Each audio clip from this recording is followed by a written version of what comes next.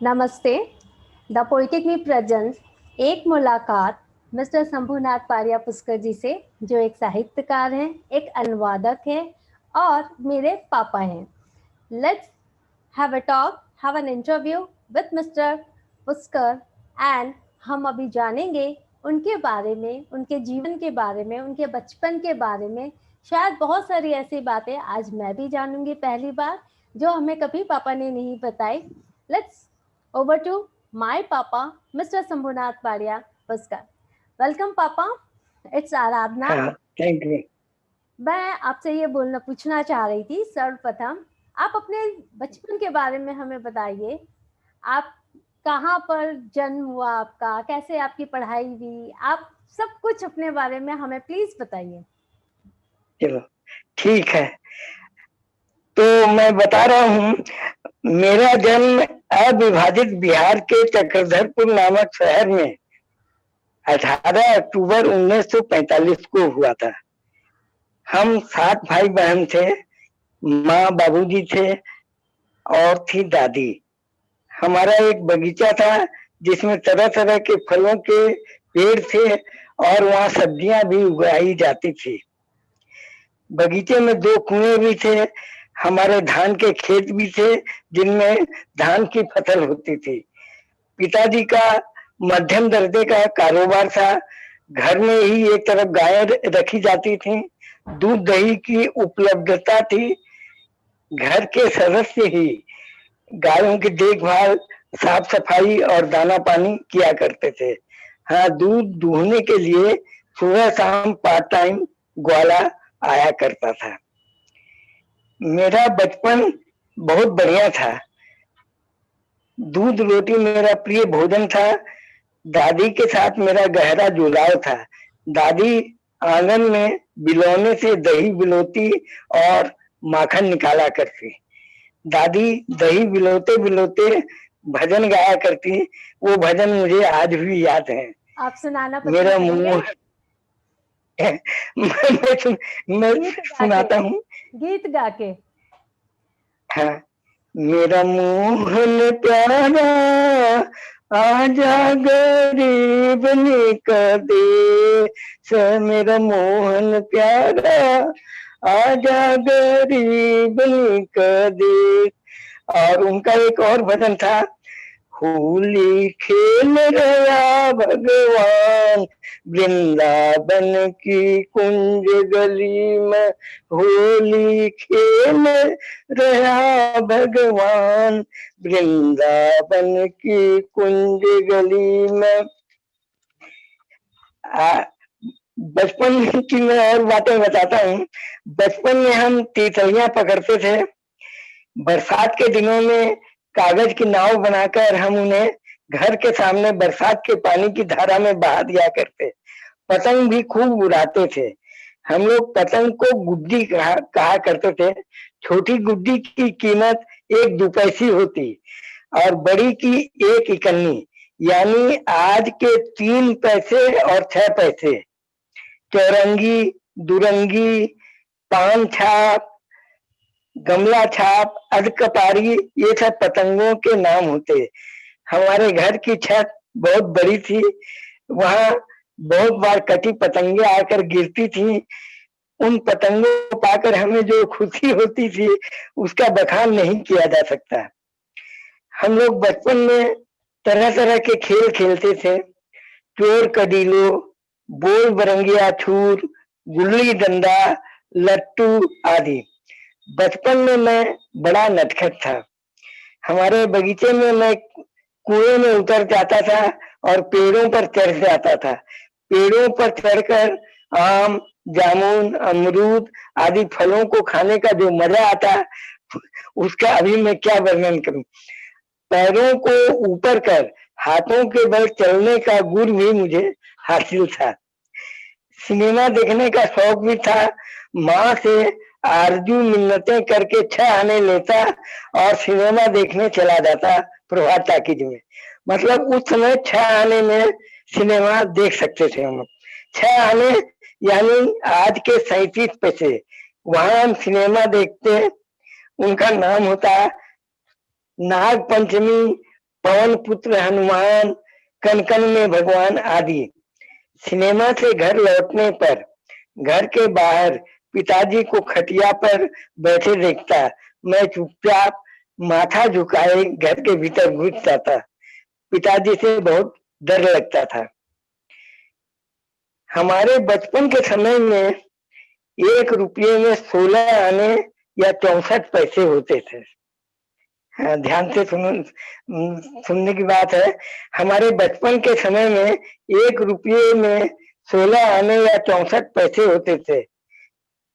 जहां तक याद है 1957 में 1957 में नए पैसे का चलन शुरू हुआ, यानी 1 रुपये में 100 पैसे। उन दिनों एक पिक्चर में एक गाना चलता था, हा हा बदला जमाना, देखो बदला जमाना, 6 नए पैसे का पुराना एक आना। ये एक सिनेमा में एक गाना आता था। हम चाट खाने के भी शौकीन थे। 1 पैसे में 3 पुचके मिलते थे।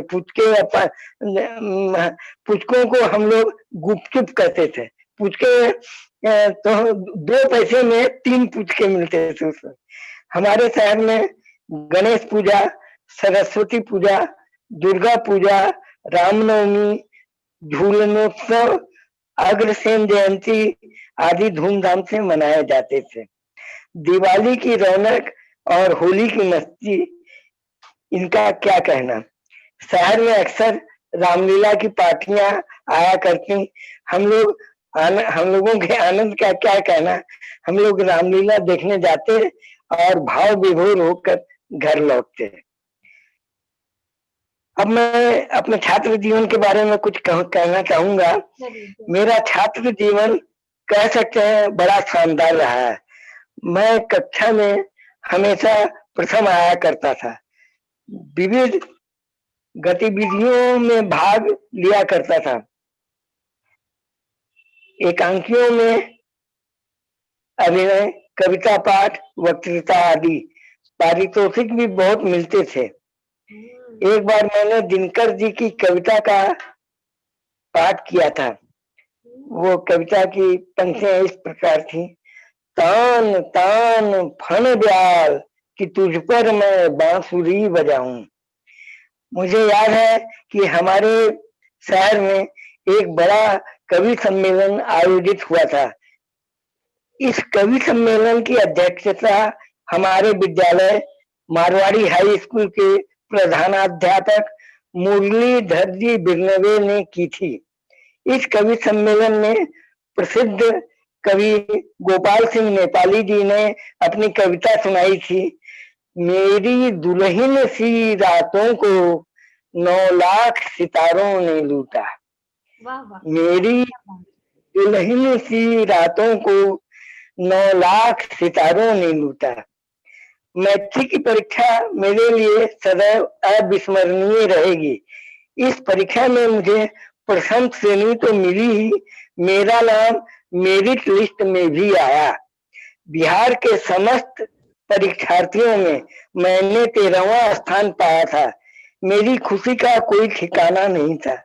इंडियन नेशन, आर्यावर्त में मेरी फोटो छपी। मेरे विद्यालय के शिक्षक वृंद फूले नहीं समा रहे थे। कलकत्ता के अखबारों में भी फोटो छपी। चारों तरफ खुशी की लहर दौड़ गई। यह बात थी 1962 की। आगे की पढ़ाई के लिए मुझे सेंट जेवियर्स कॉलेज रांची में प्री यूनिवर्सिटी साइंस में प्रवेश मिला। रांची में राजस्थान छात्रावास में रहा करता था। वे दिन बड़े ही रोमांचक थे और आनंददायक। यहाँ भी मैंने प्रथम श्रेणी से परीक्षा उत्तीर्ण की। हमारे कॉलेज के प्रिंसिपल थे फादर डब्ल्यू प्रुस्ट। हमारे हिंदी के प्रोफेसर थे आदरणीय राघव प्रसाद पांडेय जी। यहाँ मैंने डॉक्टर कामिल बुल्के को करीब से देखा।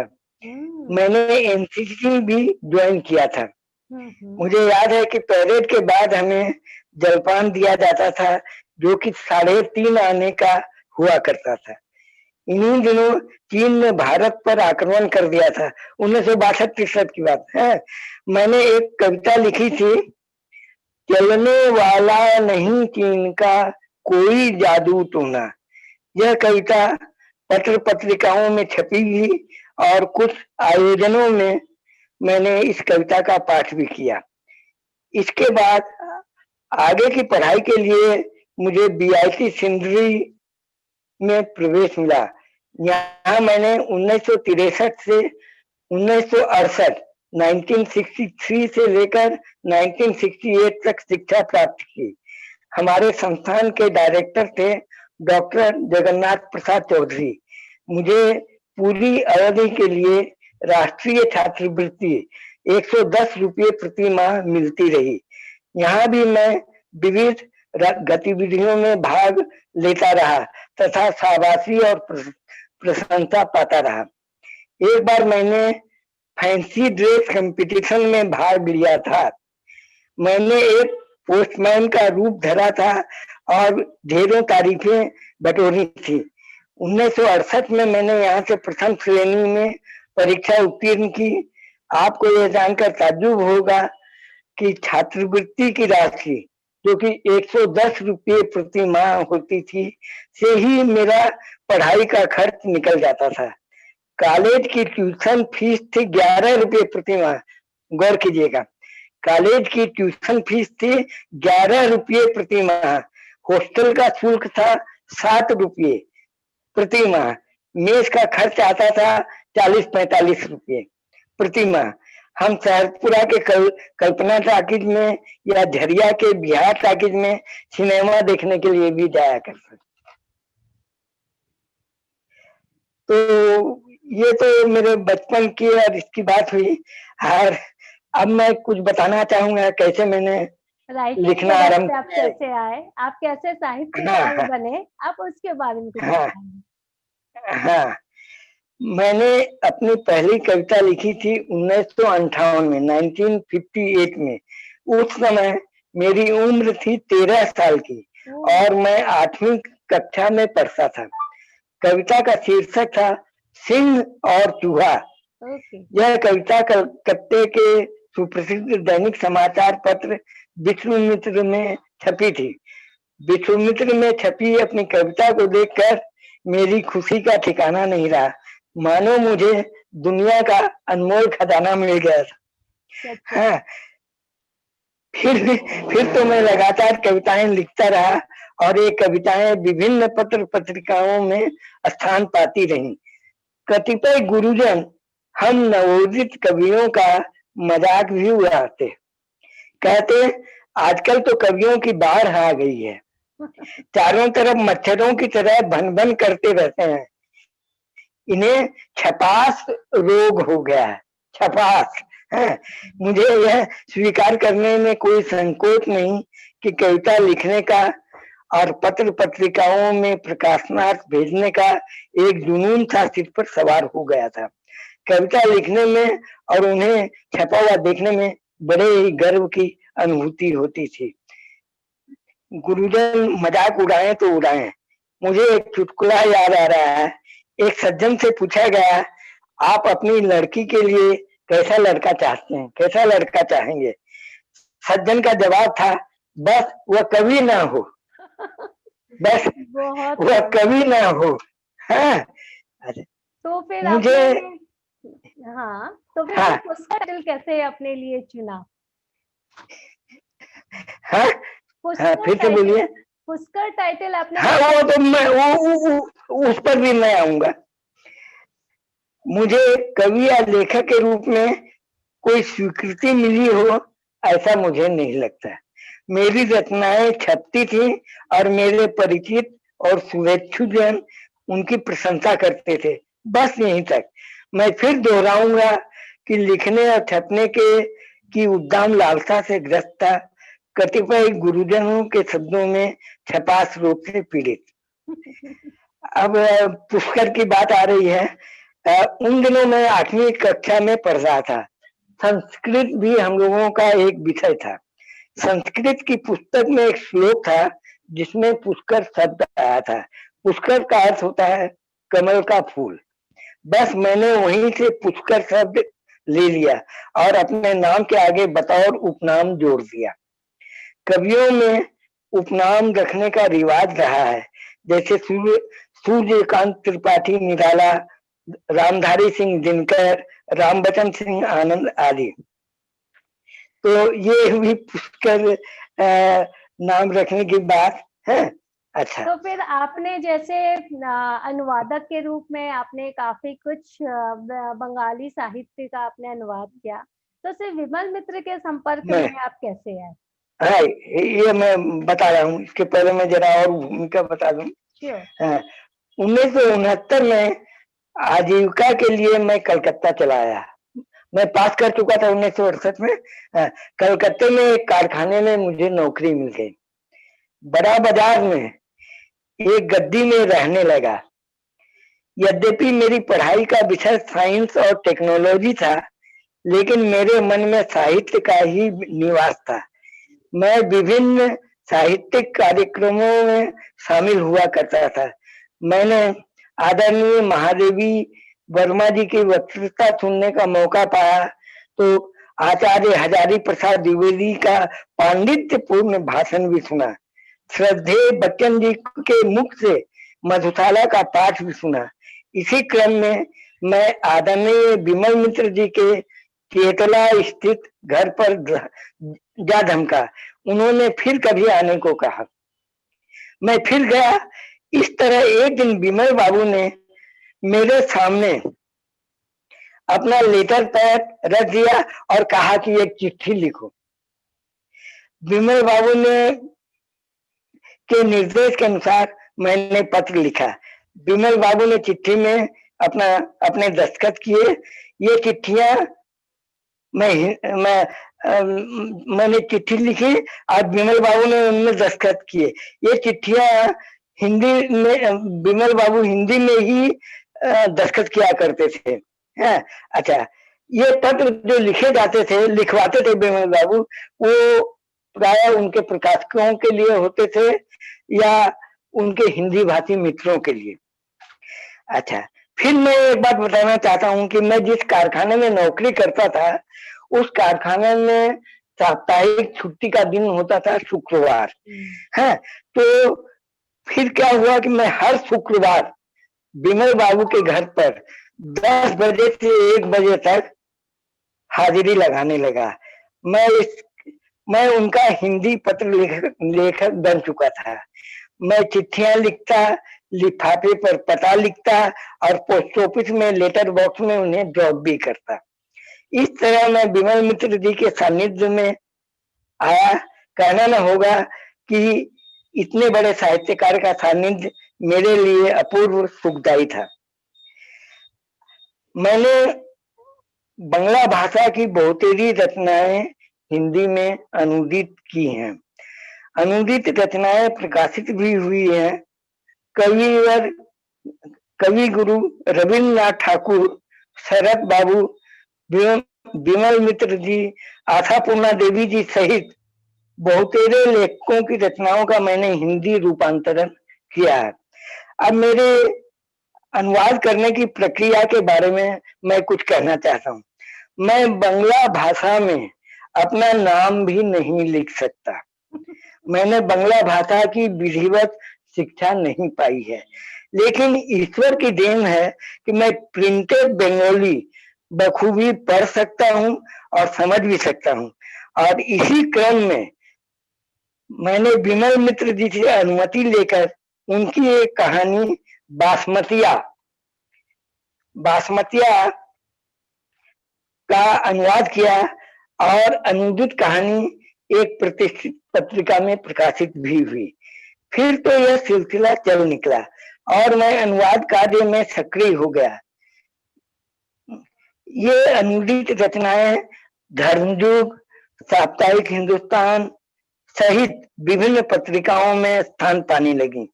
विमल मित्र जी का एक उपन्यास जो इतिहास में नहीं है, यह साप्ताहिक हिंदुस्तान में धारावाहिक छपा और बाद में पुस्तक रूप में भी प्रकाशित हुआ और एक अनुवादक के रूप में मुझे भी सराहना मिली।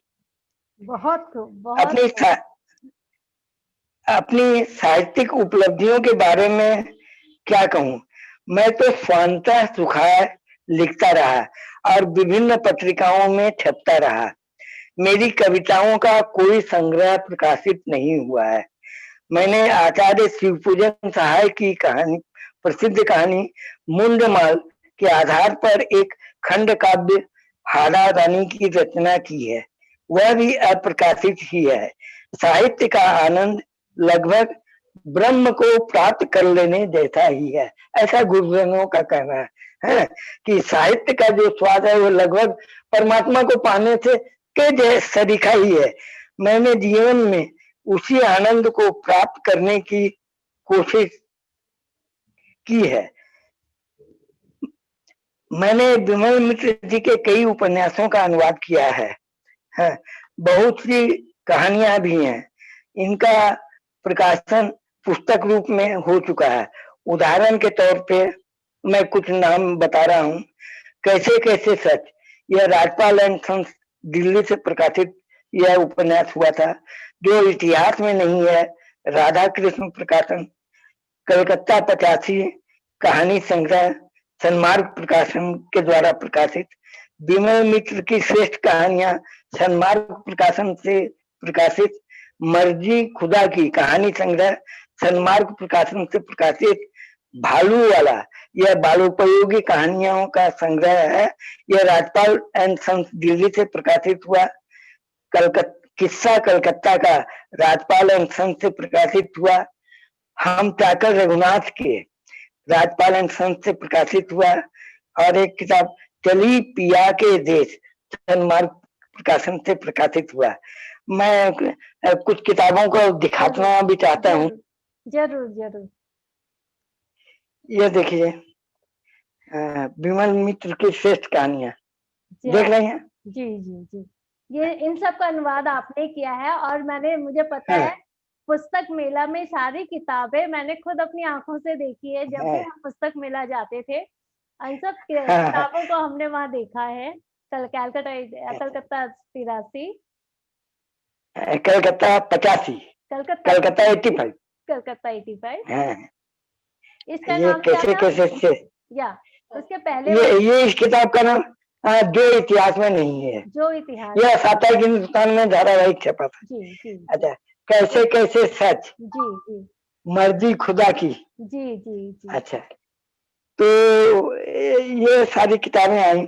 अच्छा, मैं आगे फिर कहना चाहूंगा, मैंने रवि बाबू की कहानी काबुली वाला का हिंदी अनुवाद किया है। अच्छा, काबुली वाला का हिंदी अनुवाद किया है, या पत्रिका में प्रकाशित भी हुई। शरद बाबू की कहानियां, ये इनकी कहानी महेश, वो बड़ी ही मार्मिक और बड़ी प्रसिद्ध कहानी है। इसे मैंने हिंदी में अनुवाद किया था। और अभागीर स्वर्ग, उनकी एक कहानी थी, इसका भी मैंने हिंदी में रूपांतर किया। और एक मजेदार बात बताऊं, विलियम वर्ड्सवर्थ की एक प्रसिद्ध कविता है Lucy grey. Yes, Lucy grey, इस लूसी ग्रे कविता का मैंने कविता के रूप में हिंदी रूपांतरण किया और यह भी पत्रिका किसी पत्र या पत्रिका में प्रकाशित हुई है। इसकी मैं 2 लाइन सुनाऊंगा। 2 लाइन नहीं, पूरा एक पैराग्राफ आप सुनाइए। मेरी मनपसंद अब तो मेरे पास अभी उपलब्ध है। रहती थी एक प्यारी लड़की, लूसी उसका नाम था, चंचल और छबीली थी वह, वन में उसका धाम था। हाँ, मैं फिर कभी ये करूंगा। हाँ, मैं इस पूरी साहित्य यात्रा में मैंने अपार सुख का अनुभव किया। मैं ये कहना चाहूंगी दर्शकों को जो ये प्रोग्राम देख रहे हैं, ये मेरे पापा हैं और बचपन से इन्होंने हमें कविता की जगत में रखा है। हम जब उठते थे तो एक गीत सुनकर उठते थे, उठ जाग मुसाफिर भोर भई, अब रैन कहाँ थे सोवत है। और हर एक वक्त, हर एक पल, हर एक दिन हमारा इनके सानिध्य में इतना अच्छा बीता। आज हम जो भी हैं, जो भी हमने थोड़ा बहुत अपनी पहचान बनाई है, सब इन्हीं के कारण है। और मैं बहुत शुक्रगुजार हूँ भगवान की कि ये मेरे पापा हैं। शंभुनाथ जी, मैं आपसे ये कहना चाहूंगी, मुझे कहना पड़ रहा आपका नाम, हालांकि मैं पापा ही कहना चाहूंगी, लेकिन चूंकि ये अच्छा। इंटरव्यू है मैं ये कहना चाहूंगी कि अच्छा, आप हमें मैं नए साहित्यकारों को आप क्या संदेश देना चाहते हैं?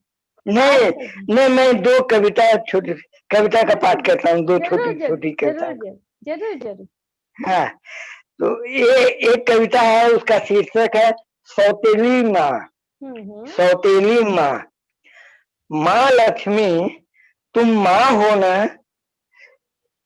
ममतामयी करुणामयी नेह की मूरत, फिर बताओ क्यों तुम्हारे स्नेह का बहुलांश कैद है, बंदी है सेठों की तिजोरियों में, घूसखोरों की जेबों में। माँ, देखो न हम दिनों को, बेहद भूखे हैं, भूखे। हाँ माँ, बेहद। क्या न फूटेगी स्नेह की धारा तुम्हारे वक्षस्थल से हमारे लिए? क्या तुम हमारी माँ तो हो, लेकिन सौतेली नहीं। तो। बहुत यह एक कविता हुई। और एक कविता मैं पढ़ता हूँ। हाँ, कविता इस तरह है। जग रूठे तो बात न कोई, तुम रूठी तो खैर नहीं। जग रूठे तो बात न कोई, तुम रूठी तो खैर नहीं। जग की कड़वाहट पी लूंगा, उफ न करूंगा मुंह सी लूंगा, जीवन जैसे भी जी लूंगा। यदि तुम भी कड़वा बोलोगी, बढ़ पाएंगे पैर नहीं। जग रूठे तो बात न कोई, तुम रूठी तो खैर नहीं। जग में तो पग पग दुत्कारा, मिला सूल दाहक अंगारा। मैं भी लेकिन कभी न हारा, सारा जग बेगाना हो भी कह दो तुम तो गैर नहीं। जग रूठे तो बात न कोई, तुम रूठी तो खैर नहीं। पलट गई हो किस्मत यह जब, बंद हुए हों दरवाजे सब, नहीं हिलेंगे फिर भी ये लब। फिर से पढ़ता हूँ। पलट गई हो किस्मत यह जब, बंद हुए हो दरवाजे सब, नहीं हिलेंगे फिर भी ये लब। द्वार तुम्हारा खुला मिला तो मुझे किसी से बैर नहीं। जग रूठे तो बात न कोई, तुम रूठी तो खैर नहीं। बहुत खूब, तो बहुत खूब, बहुत खूब।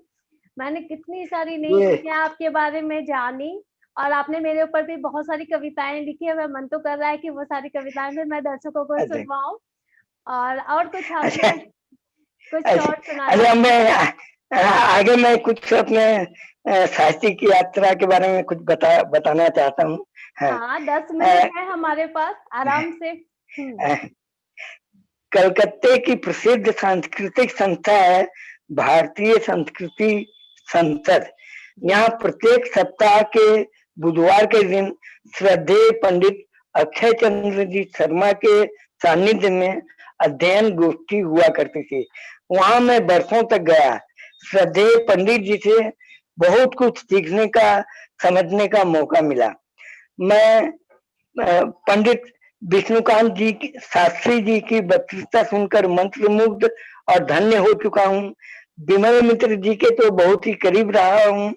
आदरणीय आदरणीय आशा पूर्णा देवी जी के को जब ज्ञानपीठ पुरस्कार मिला था, तब मैंने उनका विस्तृत साक्षात्कार लिया था। यह साक्षात्कार इलाहाबाद से प्रकाशित होने वाली प्रसिद्ध पत्रिका मनोरमा में छपा था। आशा पूर्णा जी के संग मेरी फोटो भी छपी थी। निश्चित रूप से यह मेरा बड़ा सौभाग्य था। मैं फिल्मकार मृणाल सेन जी से भी 2-1 बार मिला हूँ, साक्षात्कार भी लिया था। बंगला फिल्मों के सुपरिचित गीतकार बंगाली फिल्म में बड़े प्रसिद्ध गीतकार रहे हैं गौरी प्रसन्न मजूमदार जी। तो गौरी प्रसन्न मजूमदार जी का भी मुझे स्नेह प्राप्त हुआ।